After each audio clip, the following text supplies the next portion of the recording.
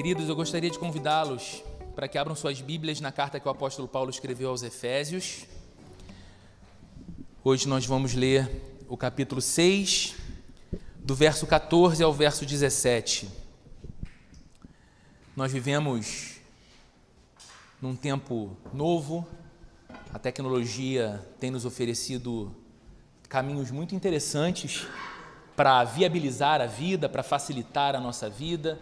A gente vem aí de um enfrentamento severo, de uma pandemia que devastou o mundo todo, e no meio desse cenário turbulento, algumas coisas vão surgindo, vão acontecendo, e a gente vai podendo assim expressar a nossa gratidão a Deus por perceber como que a cada estação da vida Deus se faz presente e também usa mesmo as contrariedades do viver para fazer o nome dele conhecido, cuidar da sua igreja. Como vocês sabem, ou ao menos a maioria, a nossa igreja é uma igreja que tem 3 anos e 3 meses de cultos públicos acontecendo, desse período, mais de 2 anos em pandemia, e a gente foi aprendendo a fazer algumas coisas pela necessidade com o tempo, por exemplo, a transmissão dos cultos. Na semana passada a gente teve uma dificuldade técnica, nós não conseguimos transmitir o culto, e hoje, graças a Deus, nós estamos e temos irmãos e irmãs queridas acompanhando o culto. E para você que frequenta aqui presencialmente, sempre ou frequentemente, consistentemente, talvez o fato de olhar as câmeras aqui, a nossa equipe posicionada e a mesa ali atrás, já te seja um cenário comum. Mas algumas coisas são tão interessantes, né? Na semana passada eu recebi uma mensagem de uma pessoa com quem eu não falava há muito tempo. E foi muito especial, porque ela disse assim para mim: Roberto, eu tenho acompanhado todas as semanas o culto da Plena Rio, e eu estou morando no sul da Espanha, e tem sido um tempo assim tão maravilhoso, porque desde que eu mudei do Brasil, primeiro para Portugal e agora na Espanha, eu não tinha encontrado uma igreja para participar. É muito difícil na Europa a gente encontrar uma igreja que tenha um acolhimento, que a gente ouça a pregação do Evangelho. A gente sabe que o continente europeu vive esse grande desafio. Aquele que foi um berço missionário, hoje é para nós um lugar que nós precisamos enviar missionários à Europa. E essa pessoa querida mandando uma mensagem simplesmente para dizer: obrigado porque vocês transmitem o culto, porque isso de alguma forma foi uma bênção, tem sido uma bênção na minha vida. Então a gente se alegra por poder de alguma forma ver o Evangelho de Jesus alcançando o nosso coração aqui, mas alcançando corações onde o Senhor determina. Quanto vale uma vida para Deus? Vale mais que o mundo todo. Então que bom que a gente tem essa oportunidade.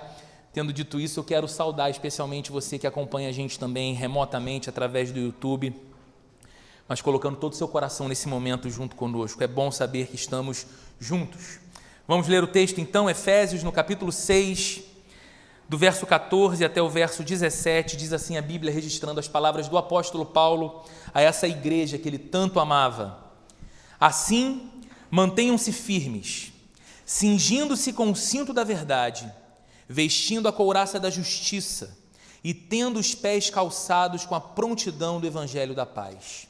Além disso, usem o escudo da fé, com o qual vocês poderão apagar todas as setas inflamadas do maligno.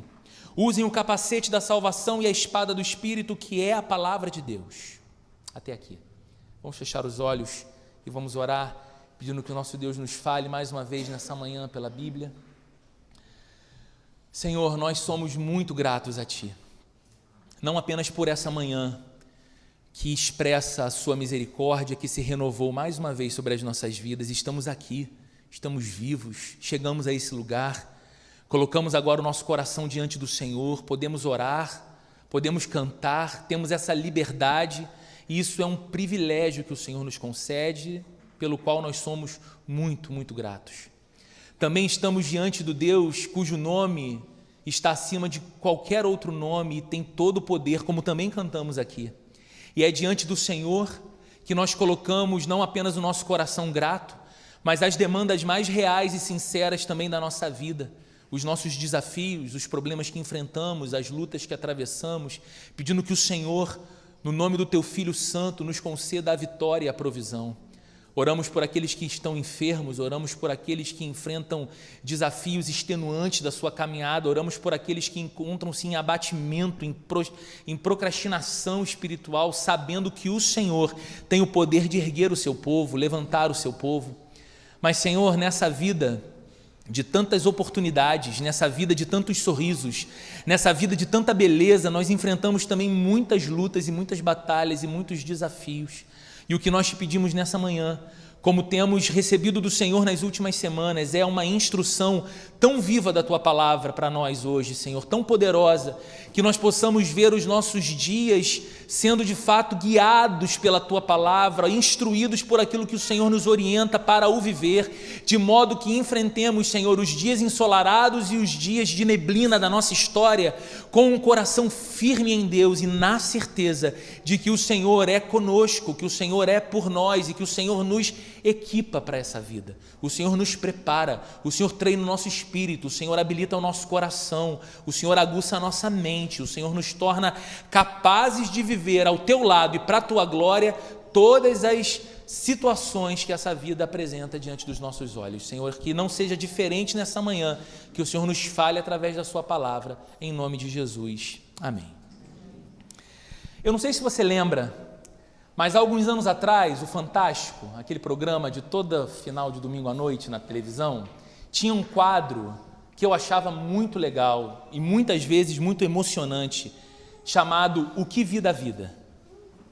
Nesse quadro, O Que Vi da Vida, alguns artistas, algumas celebridades, pessoas conhecidas do público em geral, tinham a oportunidade de passar a vida em revista. E em alguns minutos, compartilhar um pouco das experiências mais marcantes da sua caminhada de vida. Aquilo que viram, aquilo que experimentaram, aquilo que viveram, aquilo que fizeram e aquilo que fizeram com elas, que de alguma forma ensinou a essas pessoas lições muito preciosas. Levou essas pessoas a lugares antes inimagináveis a elas. Forjou, moldou o caráter, moldou o pensamento, modelou as atitudes. E a gente sabe que de fato isso acontece não apenas com aqueles que foram para a tela e apareceram numa TV para nós, muitas vezes causando emoção, lembrando de histórias sensíveis da vida. A gente sabe que isso é uma verdade para todo mundo, para todos nós. Quem aqui já viveu tempo suficiente para ter memória, sabe que os lugares que nós passamos, as pessoas que nós conhecemos, as estações que nós encontramos, de alguma forma se encontraram com a nossa vida e formaram um pouco do que nós somos. Você, sem sombra de dúvidas, é hoje o resultado da vida de muita gente.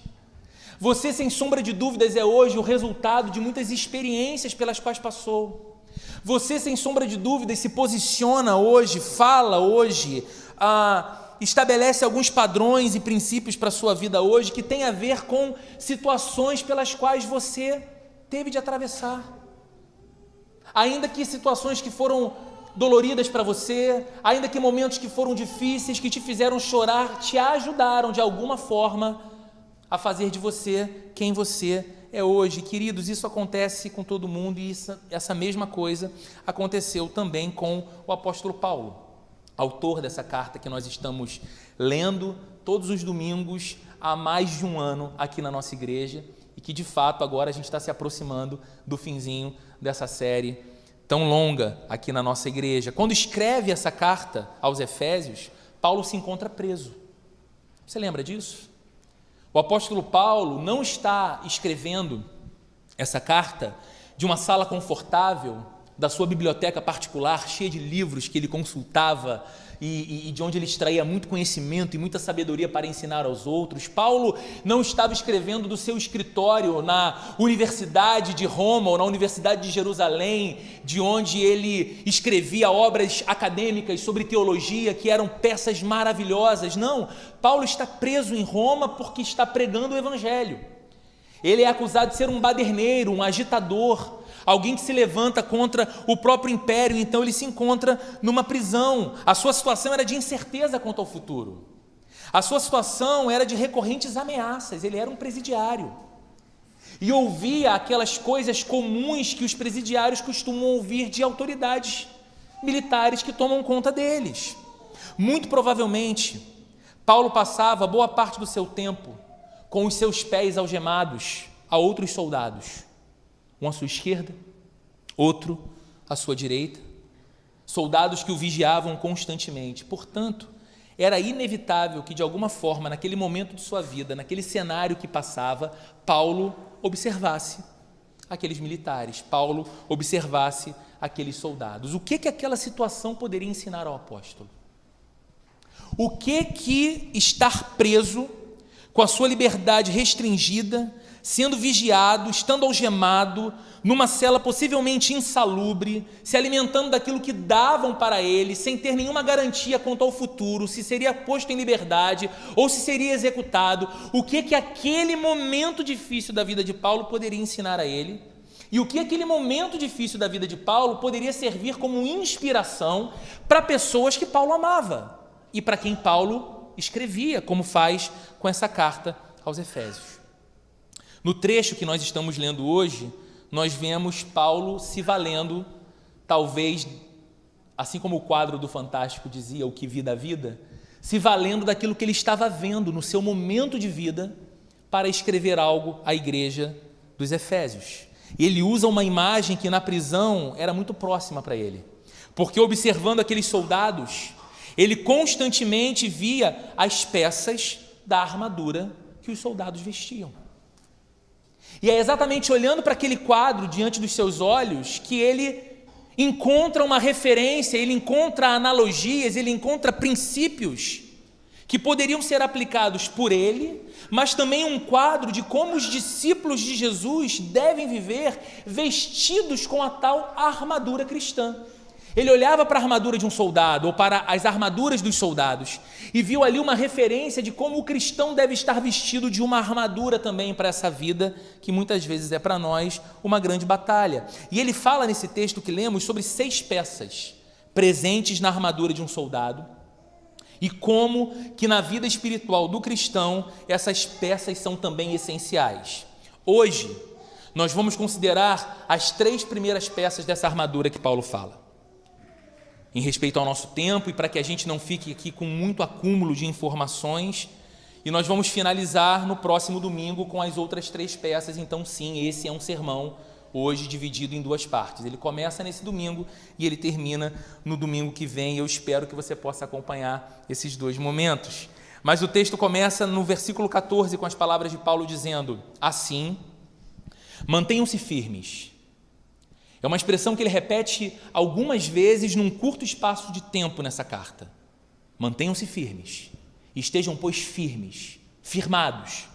Assim, mantenham-se firmes, cingindo-se com o cinto da verdade, vestindo a couraça da justiça e tendo os pés calçados com a prontidão do evangelho da paz. Se você se lembra, se você acompanhou as últimas mensagens, Paulo vem falando sobre a necessidade real do cristão buscar ser fortalecido em Deus e na força do poder de Deus. Paulo vem descrevendo um mundo que é para nós hostil, não apenas porque nós encontramos dificuldades com as circunstâncias com as quais nos deparamos, mas porque há também uma realidade espiritual que os nossos olhos não veem, mas que milita contra a nossa vida, que luta contra nós.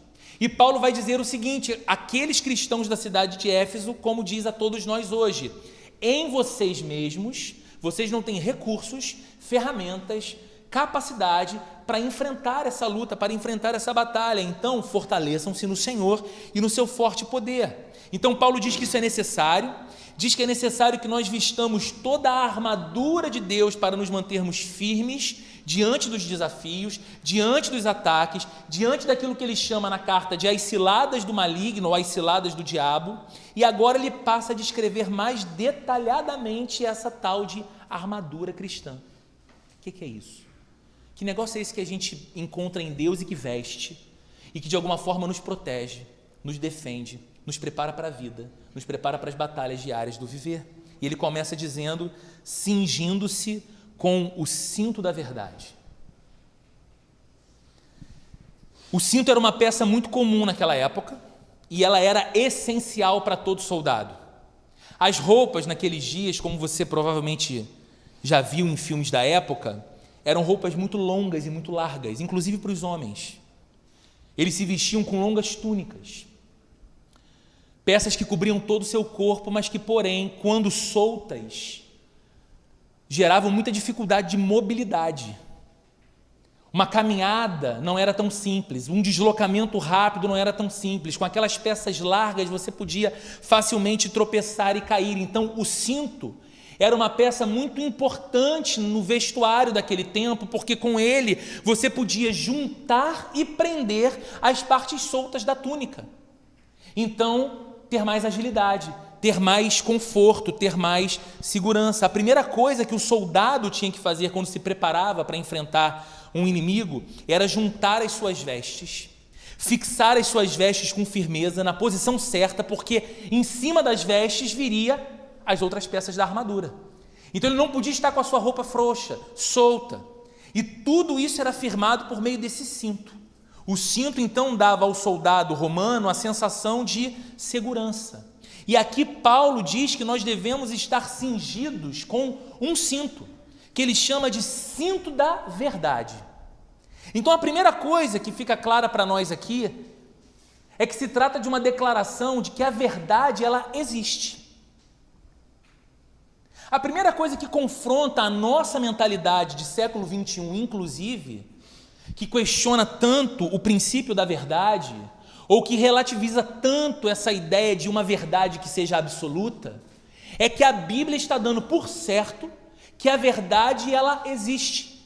Há uma verdade que pode ser conhecida e que deve ser buscada por nós, ao ponto de Paulo falar aos cristãos: vistam-se, estejam cingidos com o cinto da verdade. Que essa verdade é aquilo que pode dar então firmeza à nossa vida. Essa verdade é aquilo que tem o poder então de ajustar a nossa caminhada, tornar o nosso caminho menos trôpego, mais seguro. Nós não tropeçamos tão facilmente porque o cinto está fixado em nós, a verdade está colada em nós. E queridos, não existe cristianismo onde há desprezo pela verdade de Deus. Não existe. E quando eu falo da verdade de Deus aqui, eu refiro-me à verdade toda. A verdade como ela é em Cristo Jesus. A verdade como ela nos foi apresentada. Estar cingido com um cinto da verdade significa que você tem não apenas interesse pela verdade, mas que você tem domínio da verdade. E isso para nós deve servir de uma lição muito prática.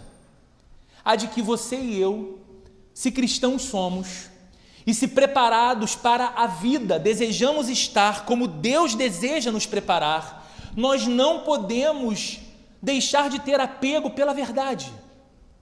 E aqui, queridos, eu não falo de verdade como oposição à mentira, ok? Aqui eu não falo de verdade como o contraste daquilo que não é sincero. Então você procura ser verdadeiro e autêntico na vida e não uma pessoa falsa. Não, não é disso. Esse não é o cinto da verdade que a Bíblia está falando.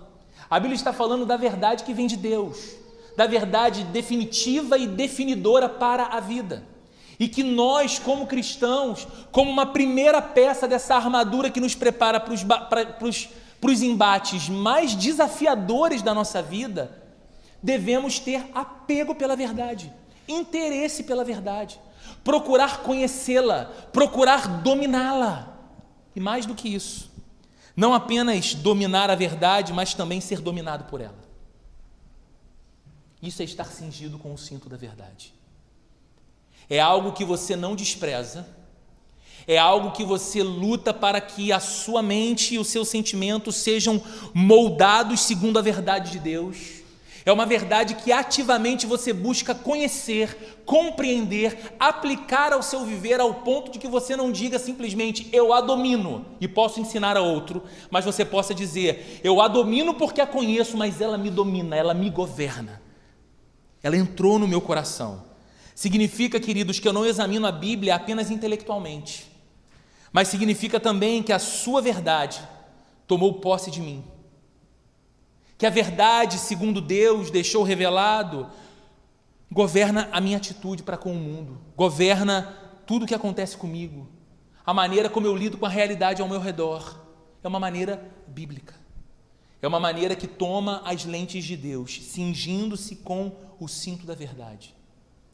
É saber que nós vivemos num mundo de engano, é saber que nós vivemos num mundo de mentiras, num mundo de trapaças, mas que nesse mundo que nos é desafiador, nós somos ou devemos ser guiados pela verdade de Deus, que esse é o cinto que nos dá segurança. Eu repito, queridos, como disse, não há cristianismo verdadeiro se há desprezo em nosso coração pela verdade, porque o cristianismo não é aquilo que eu quero que ele seja. O cristianismo não pode ser aquilo que eu determino para mim como válido e como não válido. O cristianismo, para ser verdadeiro, precisa ser aquele que Deus revelou e disse: essa é a verdade sobre você, esse é quem você é.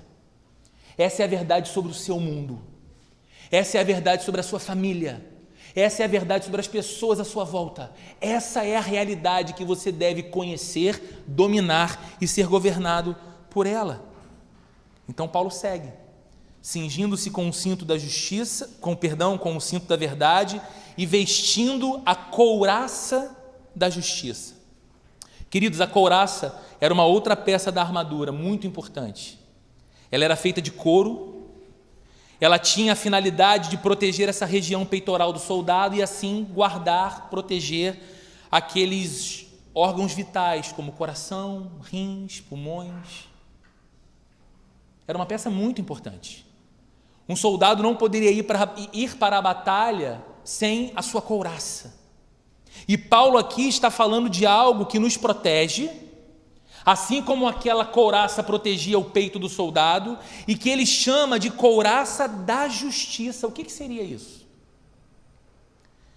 Certamente eu não tenho tempo suficiente para, abrindo outros diversos textos da Bíblia, dar provas para você disso aqui, mas certamente Paulo se refere aqui, como um teólogo prático que ele era, à doutrina da justificação pela fé. O que é essa couraça da justiça?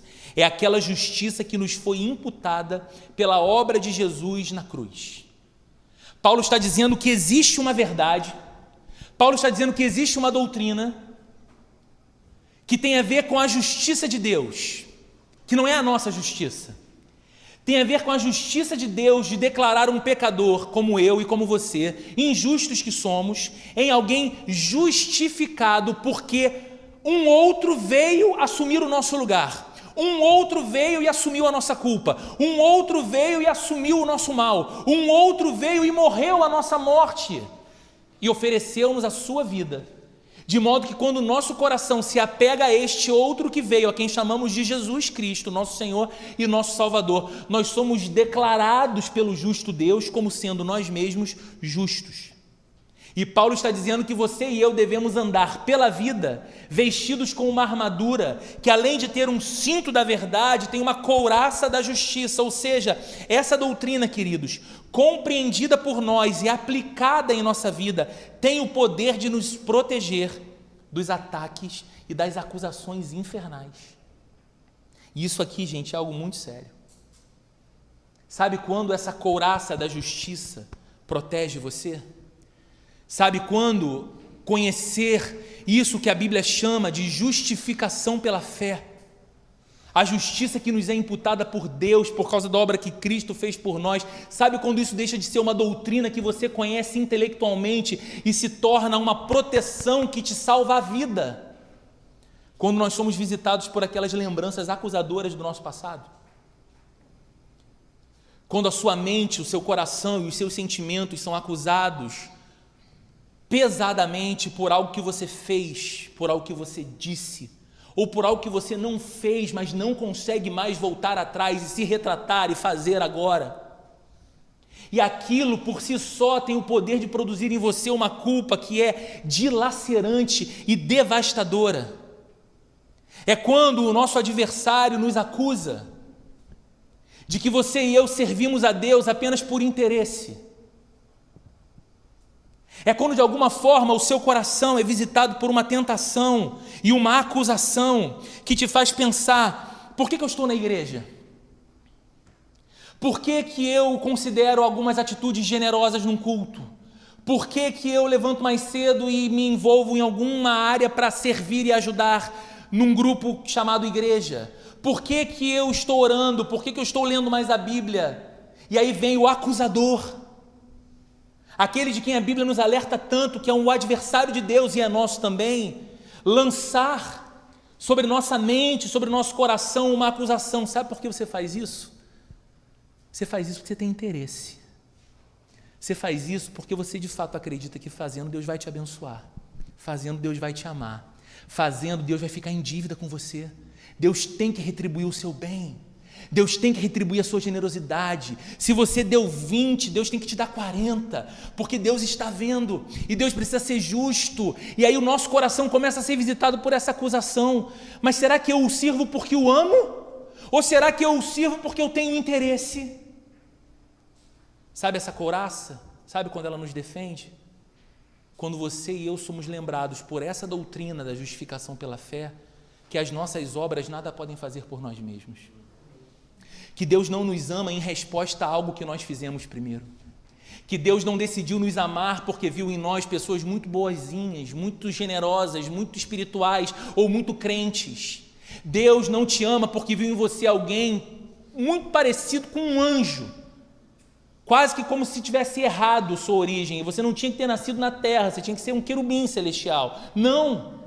A Bíblia vai revelar a você e a mim, essa doutrina da justificação pela fé, vai dizer isso claramente a nós, que não há em nós mesmos justiça alguma, que nós, em nossa condição natural, somos adversários de Deus, o detestamos, não o amamos, vivemos a desprezá-lo, vivemos a dizer, tu podes ser o Criador e o legislador de todas as coisas, mas eu quero viver pela minha própria lei, não pela tua. E um Deus que nos vê exatamente assim, decide nos amar apesar de nós. E o nosso amor por Ele é sempre uma tentativa de responder ao grande amor dEle primeiro.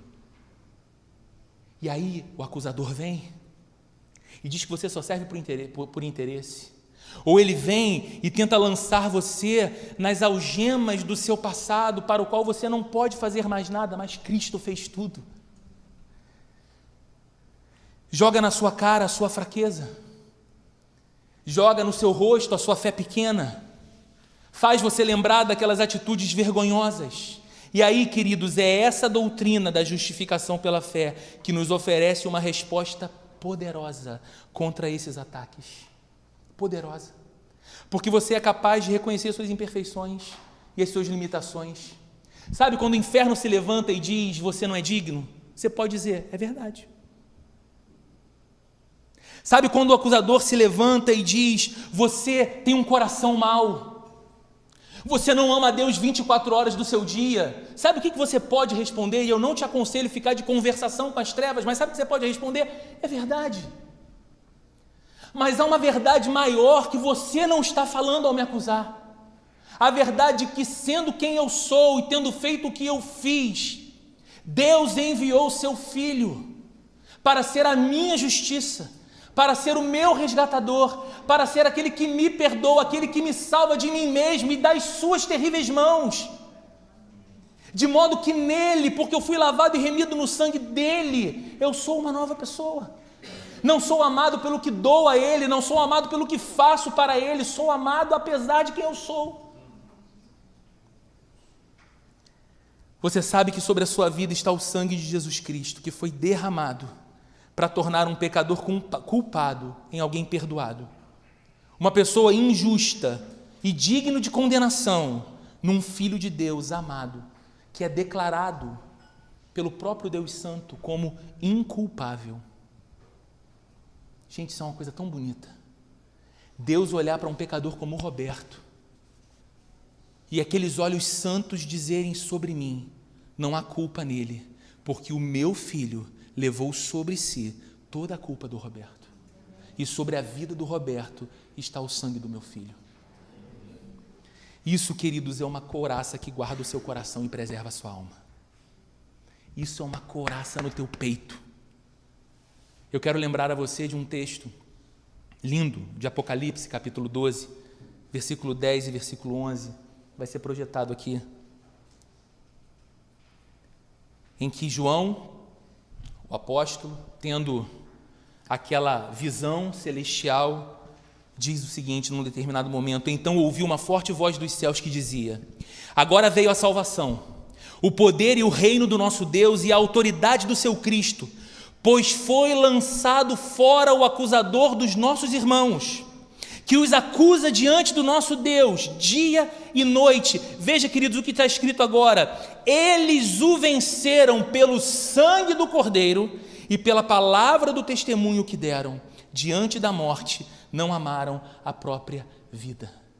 Por que a justificação pela fé, como Paulo está dizendo aqui, é uma couraça que você não pode tirar da sua armadura jamais? Porque você está o tempo todo lembrando que a sua vida é possível, que a sua caminhada de cabeça erguida diante de Deus é possível, não com base nos seus méritos espirituais, mas com base no sangue derramado pelo Cordeiro de Deus, sangue que está sobre a sua vida e que te dá vitória sobre o acusador. Sabe o que João está descrevendo aqui? João está escrevendo o final da história. Eu tenho um amigo que costuma dizer o seguinte: a vida te apavora, fique calmo. Eu tive acesso ao último capítulo da história e tudo acaba bem. E Apocalipse é isso. Apocalipse é a visão do final de todas as coisas, declarando a vitória do nosso Deus e do nosso Cristo, e juntamente com Ele a vitória de todos nós. E João está tendo uma visão do trono de Deus e dos remidos de Deus ao redor, e dizendo: foi lançado fora o acusador dos nossos irmãos, aquele que os acusava diante de Deus dia e noite. Eles o venceram pelo sangue do Cordeiro e pela palavra de seu testemunho. Essa é a nossa defesa, o sangue do Cordeiro. Paulo segue dizendo ainda: não apenas cingindo-vos com o cinto da verdade, usando a couraça da justiça, mas também tendo os pés calçados com a prontidão do evangelho da paz. Mais uma peça da armadura do legionário romano. Paulo fala aqui certamente da cáliga.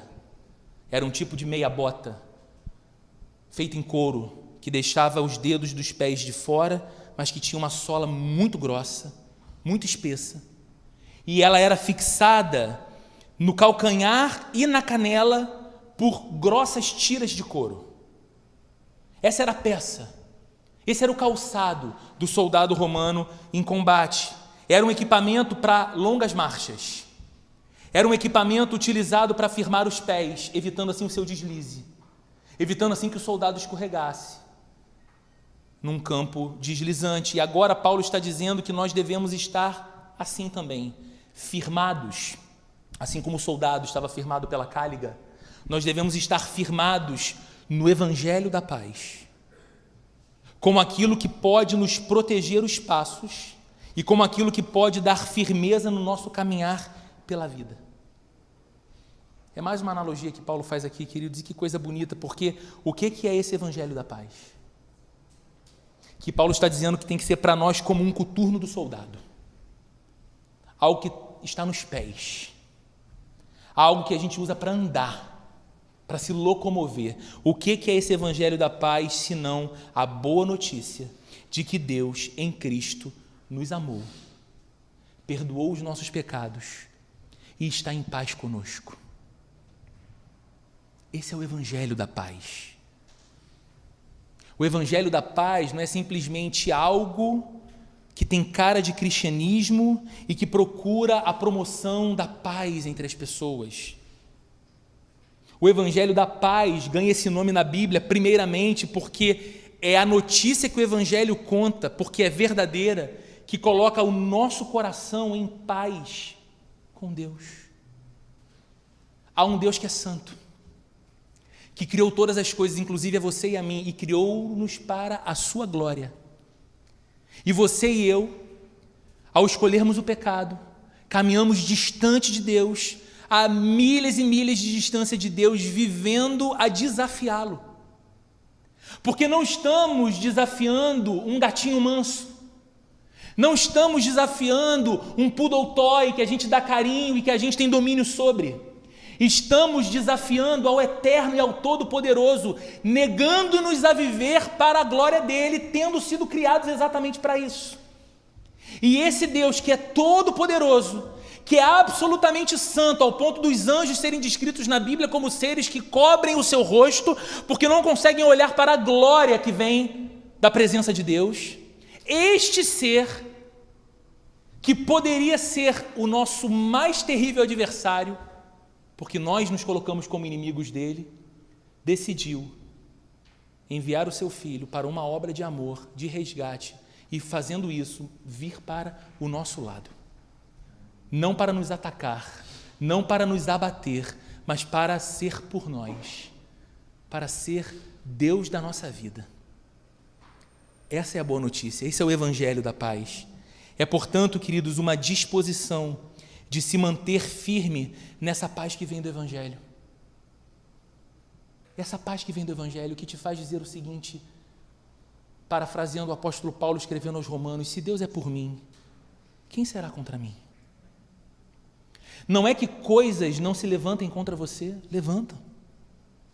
Não é que o inferno inteiro não vá se levantar contra você, ele se levanta. Mas a pergunta do coração do crente que crê no Evangelho e que sabe que agora está calçado com o Evangelho da paz é essa: vem cá, uma vez que o Deus Todo-Poderoso deixou de estar diante de mim como meu opositor e veio para o meu lado, nas fileiras do combate dessa vida, se Ele é por mim, o que há diante de mim que vai me atemorizar, que vai me amedrontar? Então, essa disposição de se manter firme nessa paz que vem do Evangelho, ao mesmo tempo em que fazemos do Evangelho a nossa proclamação enquanto caminhamos por essa vida. Queridos, os cristãos e a igreja, eles têm uma mensagem, eles deveriam ter uma única mensagem. Essa mensagem se chama Evangelho. Todo discípulo de Jesus deveria ser capaz de ser alguém que compartilha a boa notícia com o mundo. Que boa notícia é essa? Você não precisa ser um teólogo, você não precisa se matricular na escola teológica reformada para estudar 4 anos de teologia para aprender isso. Você precisa andar com Jesus, ter Bíblia e ser crente ao ponto de dizer: há um Deus que é santo e nós não somos. Esse Deus que é santo nos criou para a sua glória e criou um mundo perfeito, e a gente tem destruído esse mundo de Deus. Mas esse Deus que poderia nos deixar abandonados à nossa própria sorte e no caminho da nossa condenação, nos amou com amor eterno e decidiu fazer algo por nós. E agora Ele está chamando homens e mulheres à reconciliação com Ele através do seu Filho. De modo que cabe a você e a mim ouvir o que o Filho de Deus diz, olhar para o Filho de Deus pendurado numa cruz e ressuscitando ao 3º dia em nosso lugar, e crer que aquilo ali não foi feito como um ato heróico de um líder religioso, mas foi feito como uma obra expiatória do Salvador, que quer ser o seu Salvador e o meu Salvador. Se você render a sua vida a Jesus, Ele vai mudar a sua história, e você vai ter a certeza que, a despeito dos desafios mais hostis da vida, você trilhará um caminho seguro até a eternidade com Deus. Essa é a boa notícia, queridos.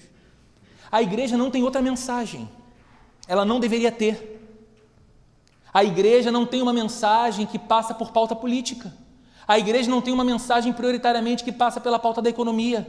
A igreja não tem uma mensagem prioritariamente que tem a ver com costumes e culturas e com padrão ético. A igreja tem uma mensagem que é dizer: há um Deus e há um Salvador. Creia nele, pregue a Ele.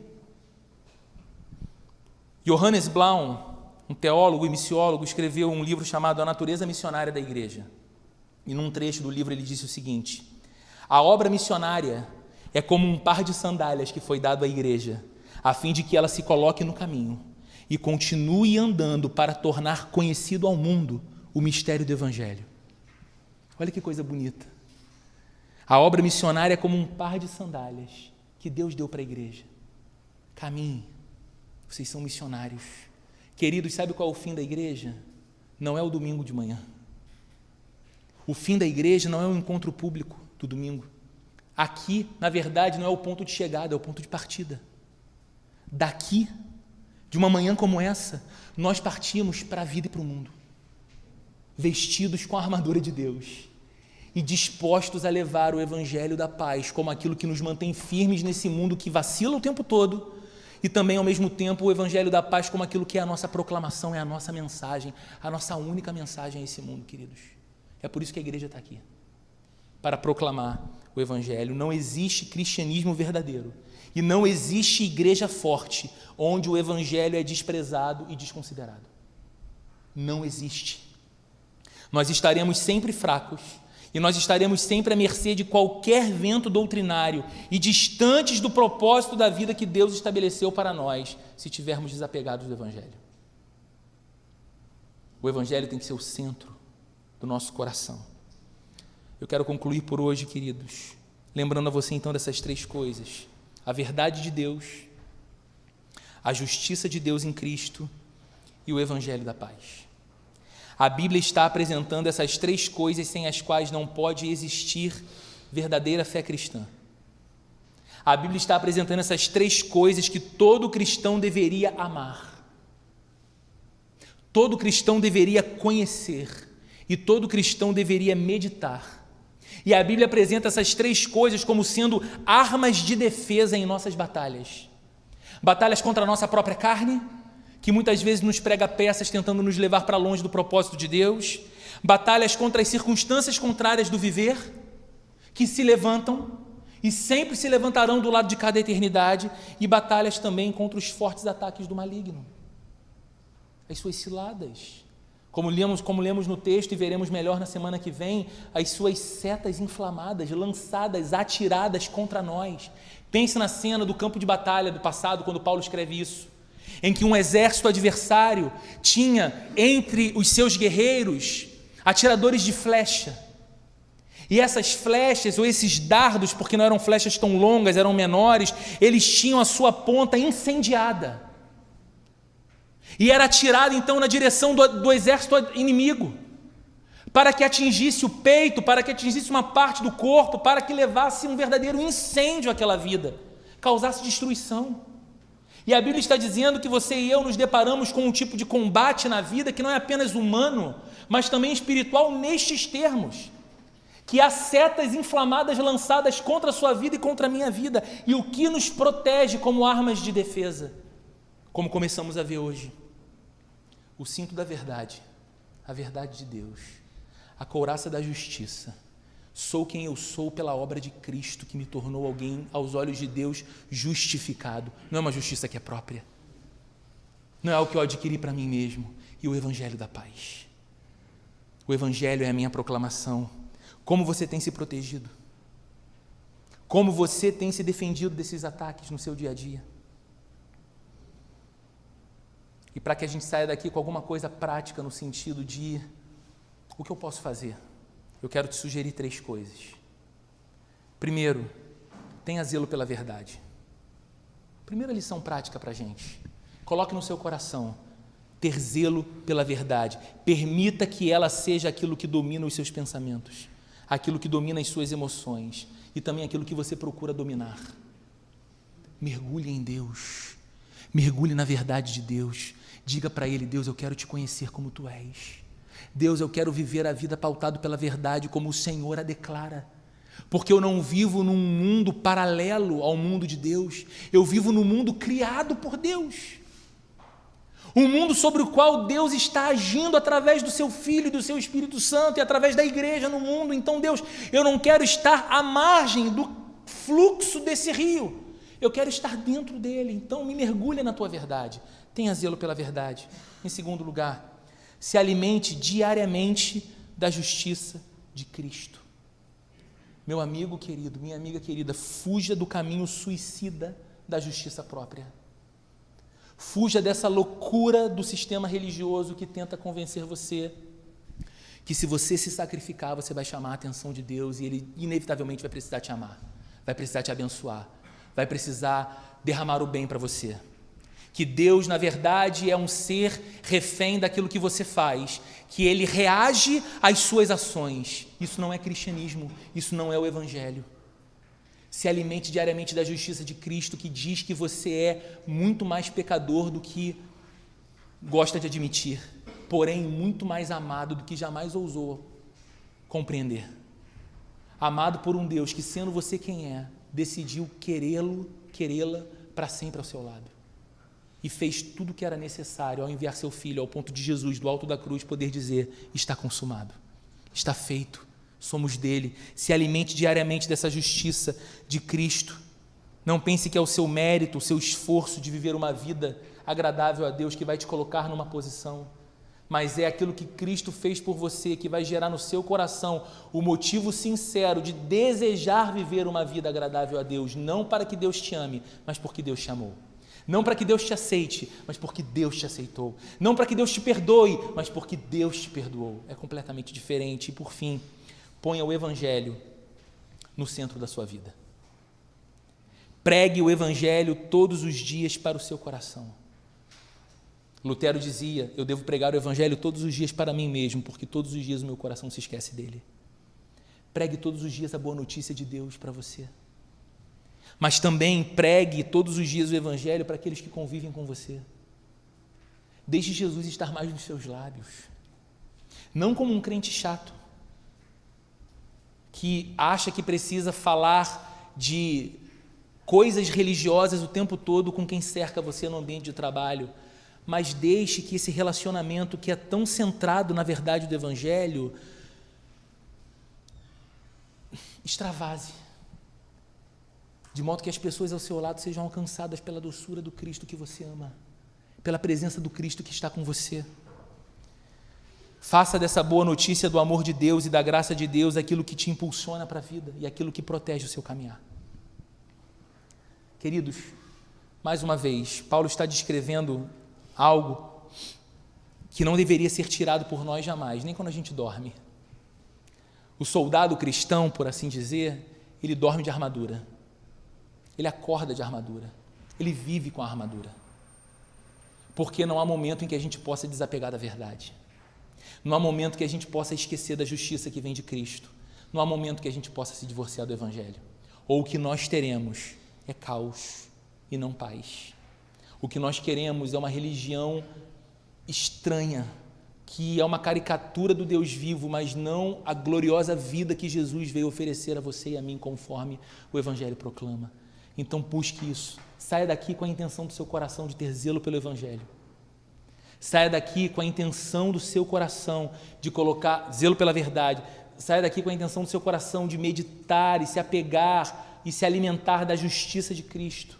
E saia daqui com desejo no seu coração de fazer do Evangelho o centro da sua vida. Amém? Vamos orar. Senhor, obrigado pela Tua palavra hoje. O que nós te pedimos é que o Senhor nos ajude a não sermos como meninos e meninas que desafiam uma realidade que é muito mais perigosa e muito mais terrível para nós, que nós não temos recursos em nós mesmos para caminhar nessa vida, que nós não temos em nós mesmos toda a segurança que precisamos para enfrentar a oposição do nosso adversário, que é Teu adversário primeiro, Senhor, mas que no Senhor nós encontramos uma fortaleza. No Senhor nós encontramos uma armadura que nos permite ajustar as nossas vestes com o cinto da verdade, de modo que caminhemos melhor e com mais segurança nessa vida, firmados na verdade. Deus, essa armadura nos empresta uma couraça da justiça que defende o nosso coração e a nossa alma dos ataques mais terríveis das trevas, fazendo-nos lembrar que aquilo que nós de fato não merecemos de Deus, nós recebemos de graça por causa de Cristo, o nosso Senhor e o nosso Salvador.